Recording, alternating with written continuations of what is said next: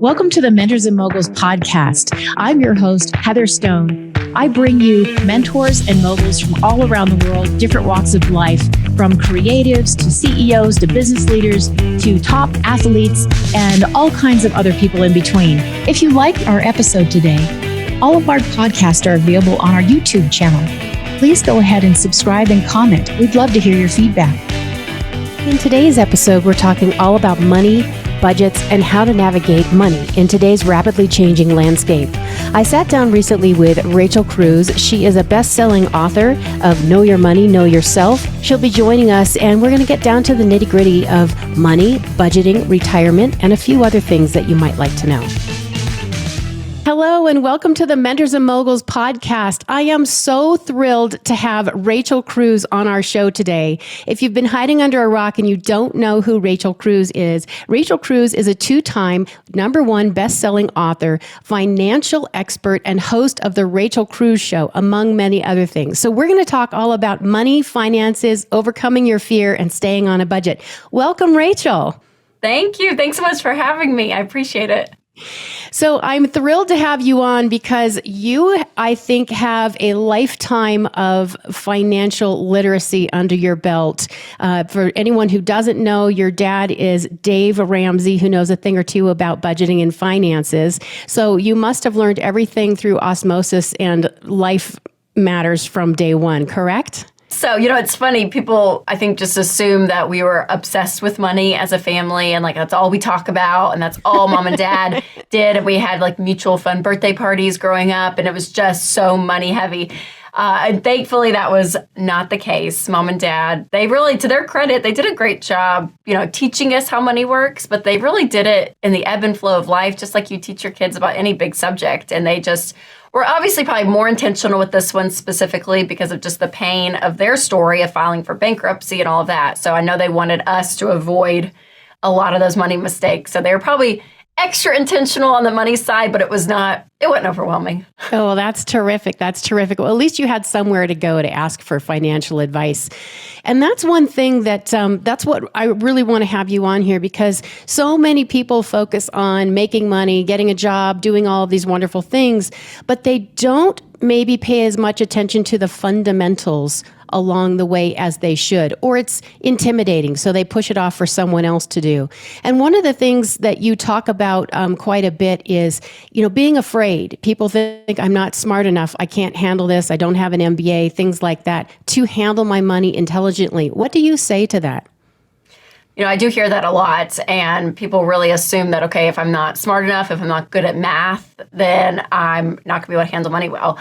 And the great thing is that winning with money is really about 80% your behavior. It's only about 20% head knowledge. And a lot of ways to just foundationally win with money, it's common sense. When I say things like live on less than you make, have a rainy day fund, save up and pay for things in cash, it's like, oh, what? Oh my gosh. It's like this common sense is not so common anymore. Right. And so with a lot of the stuff that we do at Ramsey, we really try very hard, and it's very easy just to put things on the bottom shelf. It's like you're not going to ever leave a situation with us where you think, oh, I have no clue what she just was talking about. This makes no sense. It's intimidating, because personal finance, it's really not. You can get into the very specifics of insurance and taxes and deep investing. Those things get a little bit more nuanced. But overall, for someone just to win with money and actually sleep at night and actually have margin in their life and their budget and not be stressed out day after day, a lot of that is common sense, but it's your behavior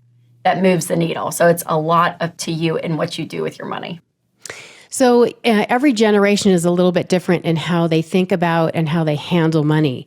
We had if you've got a grandparent, a great-grandparent, someone who had lived in the Depression times, they save soap down till there's nothing left. They'll save everything, and they will be quite frugal for good reason. They've lived through a lot of pain. If someone hasn't had hard times per se, and they've had maybe everything handed to them, or they really haven't learned the value of a dollar, how do you think that person should go about creating a budget-centered life and creating some good habits and good behavior? Yeah, that's a really good question, because what's fascinating of what's going on, like as we're doing this podcast and just kind of the craziness with inflation and everything that's happening, for a lot of millennials, this is really their first kind of freak out of seeing, oh, wow, things don't just always go well in the economy. For a lot of that age group in 2008, it was their parents that were struggling with the recession during all that time. So there's a big portion of this younger population, the younger millennials and the Gen Zers, that this is really the first moment of housing is going up. What do we do? There's, is there a recession? Is there not? Inflation. And so it's easy to take these moments and magnify them and think that the world is coming to an end. So I would say whether it's this like fear of what's happening right now that's kind of driving you to budget, or maybe you're like, no, I've been fine. I just want to do better with my money.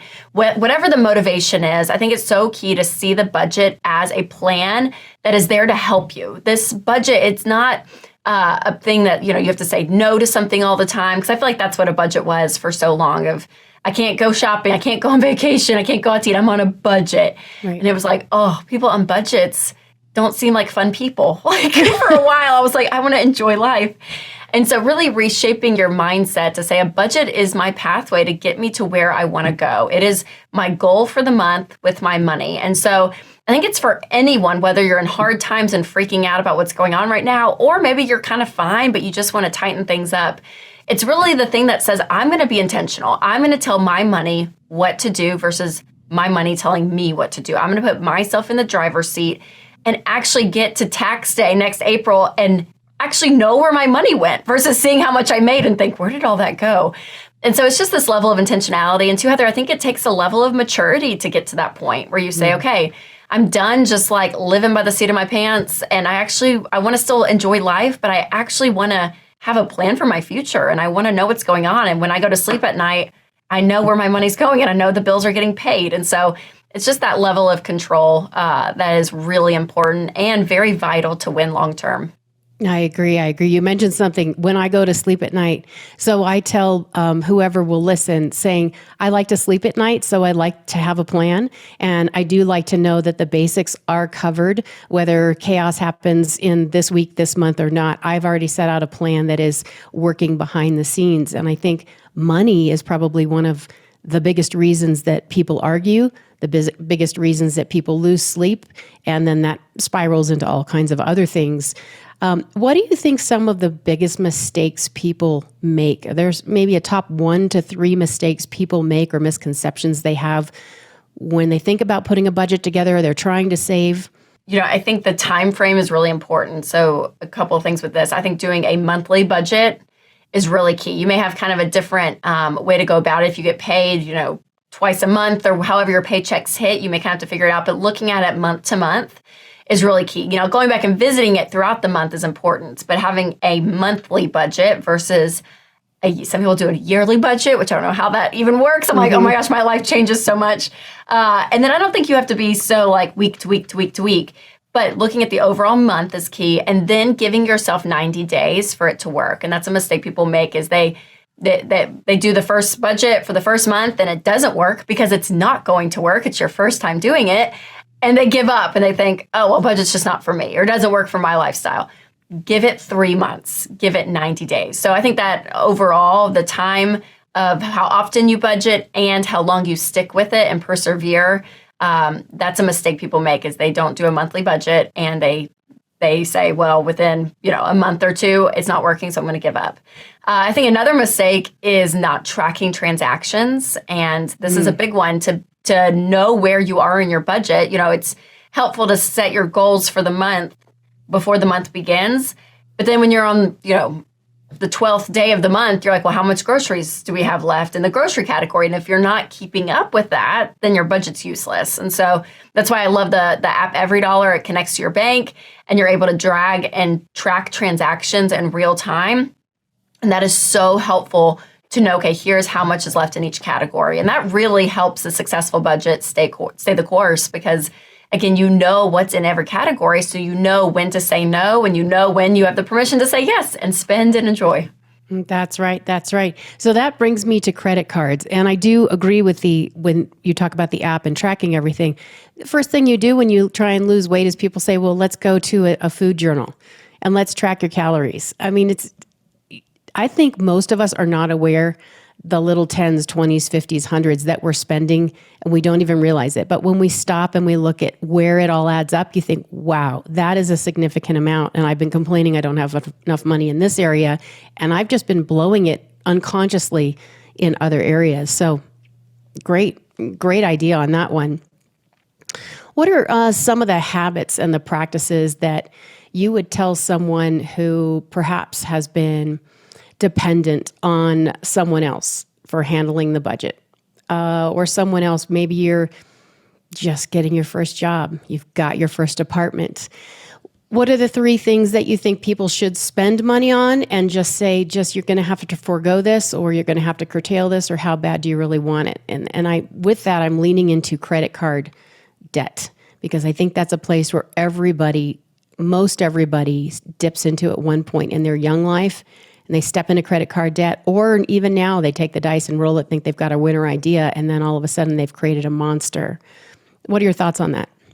Yeah, so I think, when you're starting out budgeting, and if you haven't been doing it and there's like really important expenses that I don't want to swipe the credit card for, the very first things is what I call your 4 walls. And so this is food, shelter, utilities, and transportation.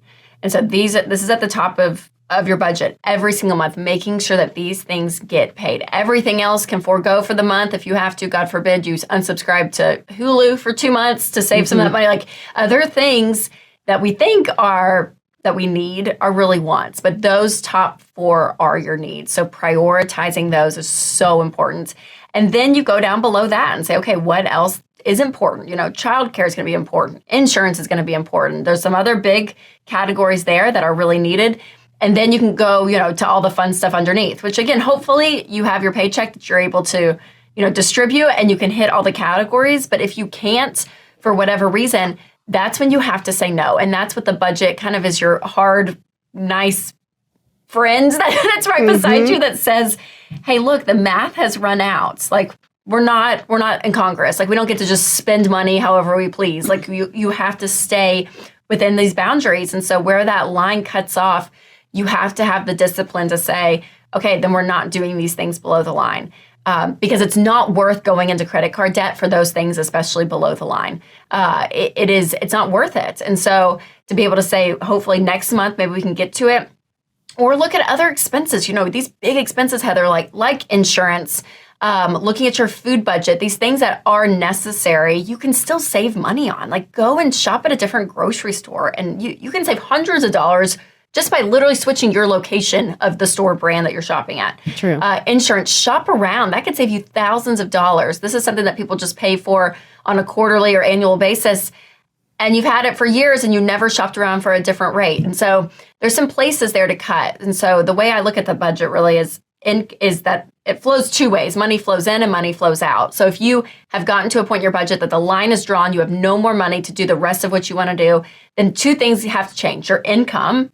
And so whether that's looking at, something drastic like a career change, maybe it's just picking up a side hustle to get you through a couple of months that you need, whatever it is, that income has to change. And then your expenses, like we were talking about, going and cutting things that are unnecessary or things that are necessary. Where can you actually tighten up those places? So it sounds like a lot of work, and I don't want to overwhelm the people listening, but I'm telling you, once you get into the habit of this and this becomes a rhythm, once you get past those 3 months, it's like clockwork. I mean, you're able to look at each month and you know what's happening, and the amount of peace that you have, that okay, this is the plan. Never again am I going to go to the grocery store, take out my debit card, and think twice of, is there going to be enough to pay cable and okay, is this okay? Is this too much? You're never going to have that question. You're going to have the complete confidence to spend because you've done it with a plan. And so it is so important. Mm-hmm. And I love that you said you have the peace. And I think that's what a lot of people start getting angsty about, especially right now when they say gas prices are high and the cost of milk is much higher and things like that. You've got to change your budget. If you're on a fixed income, you need to change your budget no matter where you are. You're going to feel the pinch. So peace, I think, is the long game, right? It really is. I mean, with money and all that we talk about of getting out of debt and, not owing anything to anyone, doing a budget and having control, even saving for the future with investing, like all of these pieces, yes. Do the number in your checking account, does that change? And does that hopefully go up in your investment? You start building wealth? Yes, absolutely. But you're not doing that just to see a number go up. I mean, it does something to this bigger calling that you have, this why of, is it simply, we're talking about sleep, but I'm like, is it that I just want to sleep well at night? Like, I mean, that is a huge, right? All the way up to something big of, you retire with dignity and change your family tree. There's these big pushes. So it's not just the number that we're going after, even though that's what we're looking at, because that's the tool that's getting us to our bigger why. But having that bigger why is going to help you have that motivation as well. We just talked about some of the basics. So let's advance it forward. You've been in the work world for quite some time, and you're looking at your retirement fund, and you're thinking, I can't retire when I'd like to retire just yet. Do you have any tips or any advice or a plan that someone should kind of use as a framework for a retirement fund? Yes. So I always recommend paying off all of your debt, having a fully funded emergency fund of 3 to 6 months of expenses, and then start funding 15% of your income into retirement. So depending on where you are age-wise, it's going to depend again on not that percentage changing, but the closer you are to retirement is the closer when you think, okay, do I want to up that? And so if you have not sat down with an investment professional, do that. This is one of the best things you can do with your money. These people eat and breathe the investment world.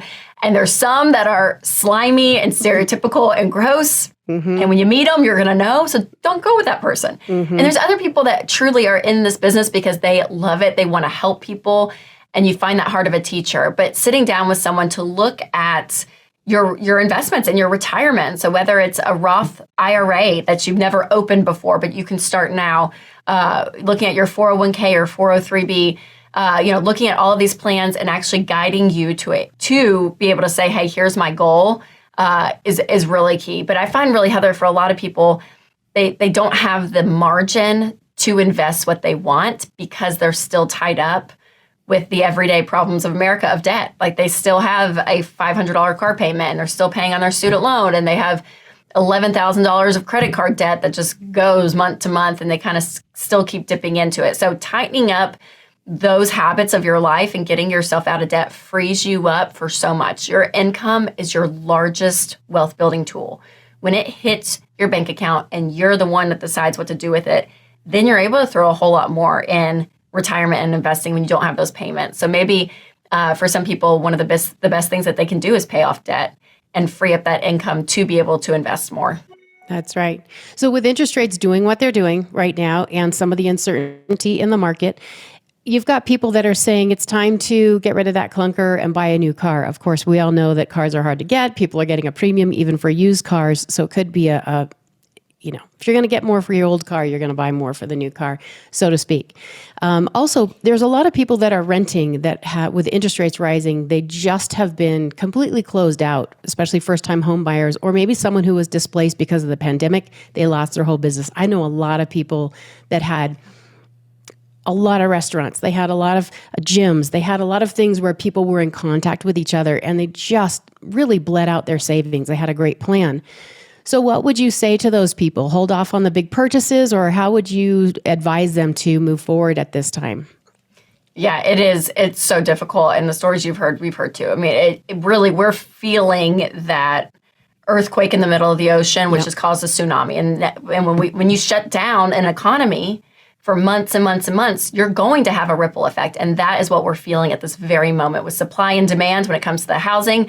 They're hiking up the interest rates to slow people down from borrowing, to catch up, even with groceries. I mean, it is crazy right now. It really is still wild, and we're feeling it even in our everyday purchases. So I would say, for the big purchases, you want these things to be a blessing in your life, not a curse. And I think we get in this mindset of, if I could just have that better car, it just would be it'd just be so much nicer. It's so much easier. Or if I could just have that house that we've been wanting, everything will be fixed. Our problems will go away. We're a consumer-minded culture. And so we really do have this belief that if I plug these things into my life, everything's going to be okay.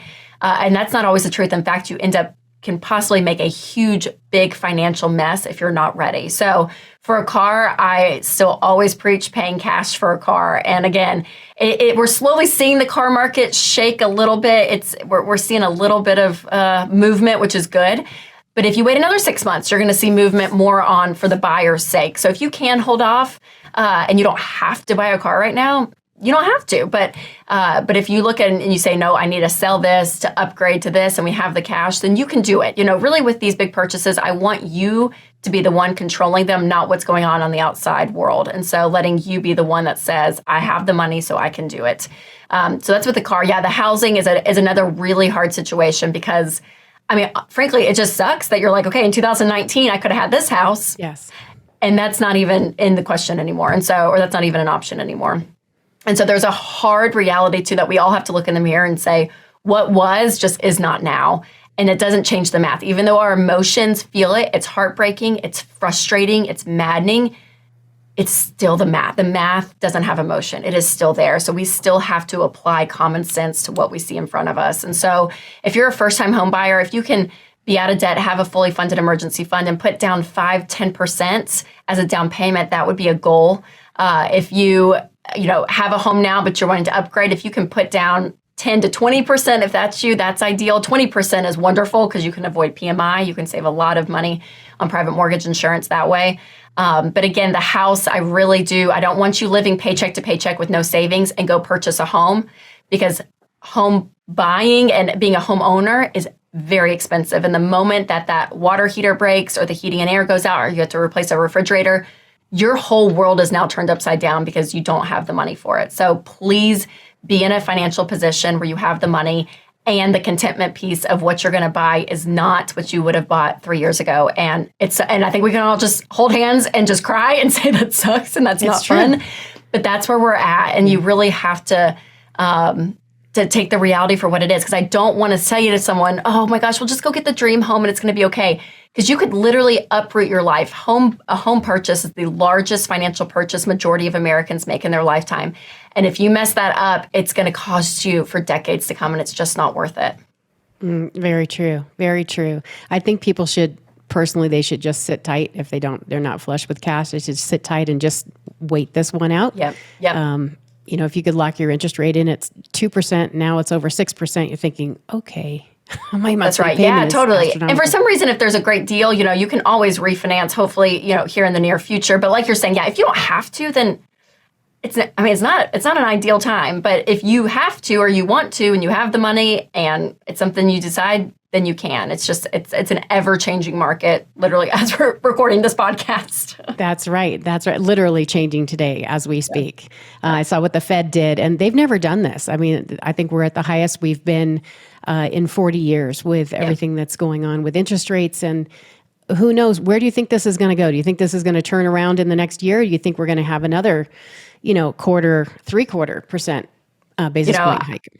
I wish I had a crystal ball to be able to say, but so much of, again, what we said earlier of what we're feeling now was caused by the pandemic and the choices that were made. And what's so interesting is there was a Republican president during that time and now it's a Democratic president. And so either way, they're making decisions that, we can't control what they're doing in Washington. And so they're going to make decisions that will downstream possibly affect our lives, which we're feeling now. But the idea is so much of this is still that supply and demand tug of war. And, could new policies come into place, the midterm, all of this? Yes, maybe. But I also too, Heather, I just hate this feeling of waiting on Washington to be the motivator for people. And so there's this still, regardless of who's in the White House, and honestly, there's a little bit too, regardless of what the Fed does, if they do hike it up again, focusing on what you can control. We can't control all of that, what's going on. And so really putting the blinders on and saying, I have to have this level of control over my life. And the moment people believe that I'm the one that changes my life, it's not people sitting up in DC or the Fed that's going to do that. It's up to me to make these decisions about my life. And the moment people have that realization and that power of sense that they have the ability to change, that's when we see movement. And that's what I love, even when we talk on the Ramsey show and we have debt-free screams and you see people that are winning still in this economy, you're like, man, they're doing it. They are doing it. And so it is still possible, even though it's frustrating. There's some fear because of all the uncertainty. All of that is very true, and I acknowledge that. But also, I think we have a powerful role to play in our own lives. Yes, yes. So I love it that you're talking about people are debt-free. Speak a little bit about that. Speak about your programs and how can your organization help people become debt-free if they say, I'm stuck, I'm frozen, I don't know where to turn, this is overwhelming, I can't sleep. Where should they go and can they come to you? I know they can come to you in your organization and get some help. Can you speak about what you can offer, please? Yes. So, yeah, this is why we get up every morning to really give people this sense of a plan and a guided path to say this is exactly what you need to do. And so, there's the free stuff. You can go, on RamseySolutions.com or RachelCruze.com. Tons of articles. There's calculators. Go and just go in there and read. We have podcasts on the Ramsey Network, from the Ramsey Show to the Rachel Cruze Show, and that's free. Download that stuff. And so, make this kind of a part of your rhythm to really get in there and ingest some of this information, especially if you want to learn. But I would also recommend Financial Peace University. It's our 9-lesson course on everything you need to know about money. We've touched this the very surface, but we walk through the 7 steps, the 7 Ramsey baby steps, everything from saving up a first emergency fund of $1,000 all the way to paying off your house and just building wealth and being generous. So it goes through the whole thing, and it teaches you the things that you really should have learned in high school. Everything from insurance to real estate, like we're talking about here, but it just gives you that basic knowledge. And so if you feel like, gosh, I have no clue what I'm doing, I would 100% sign up for that. We also have Every Dollar, the budgeting app that I talked about. We have a free version on the App Store. Download that, start your budget. So yeah, there's a lot of resources that we have that we want you to plug into because, again, this is it. We want to see you be free. We want to see an entire culture shake up this idea that what if we put the banks out of business, right? What if we, the people, were the ones that were like, man, we are taking control of our lives and we're not letting MasterCard and Toyota Motor Company take every part of our paycheck, and we actually are the ones that get a say over our lives. Which brings me to cryptocurrency. What do you think about cryptocurrency? I have a lot of thoughts coming from the fintech world, but what do you think about cryptocurrency? Okay, I'll tell you this, Heather. The 5% of me that's conspiracy theory, oh gosh, what are they going to do with the whole, this is where I'm like, okay, I'm watching.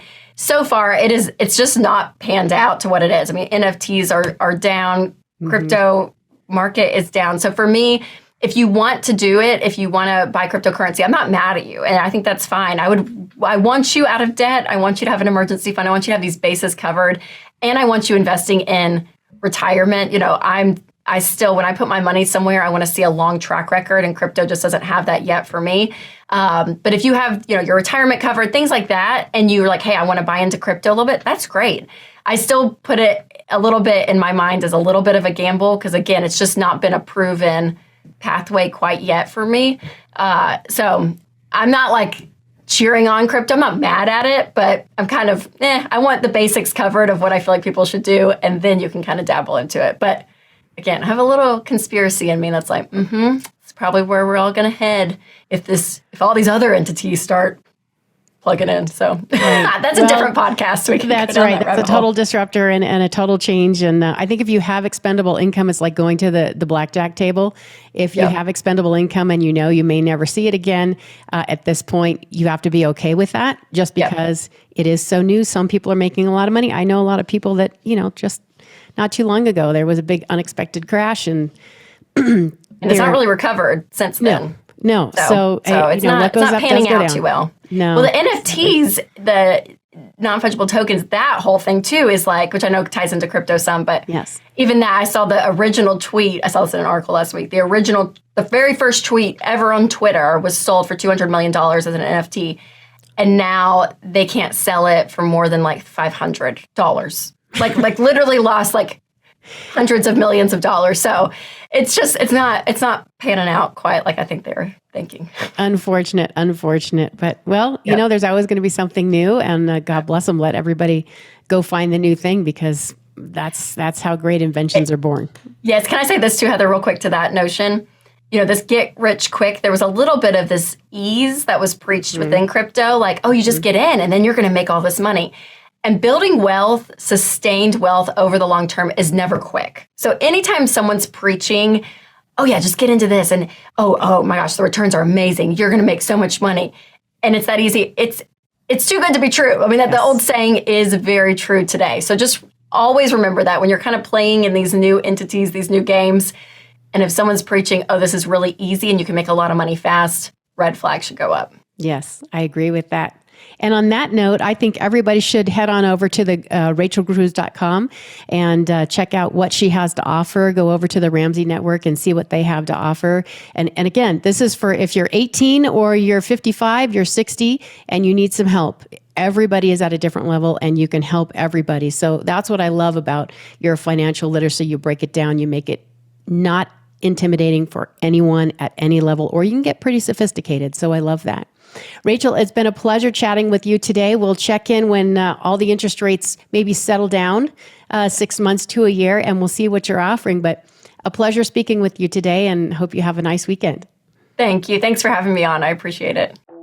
Thanks so much for tuning into the Mentors and Moguls podcast. If you enjoyed today's episode, rate and review this interview and share it with a friend who could benefit from today's guest.